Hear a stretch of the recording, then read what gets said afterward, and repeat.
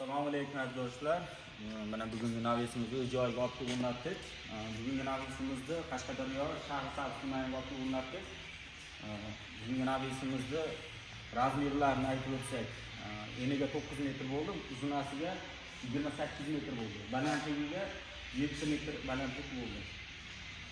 Yo'llari lazerli stekal bo'ldi, qorlari hibrid fasonda bo'ldi. Ikki yoni tunikali, o'rtasida ikkitali bo'ldi. Direktorlar bo'lib chiqdi. Yonlarda tanlovlari bilan qo'yib berdik. Direktorlar bo'lib chiqdi. Bu ishimiz ma'lum sizga. Adam asıl rahmat. Mana shuncha ishlaringlar mana 10 kun, 11 kundan beri ishlab shuncha ishlaydilar. Rahmat. Mana kim Marisa Ibrahim Farg'onadan, Ustara Farg'onadan kelib qo'ydik.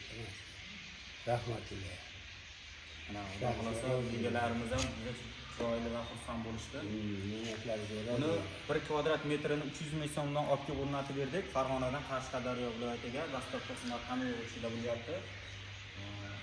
Agar shunday navislar kerak bo'lsa, ekran nomerlarga telefon qilaverasizlar. Ishimiz yoqqan bir dona laykdan bosib qo'yasizlar. Kanalimizga obuna bo'lib qo'yasizlar. Lazer deysizmi?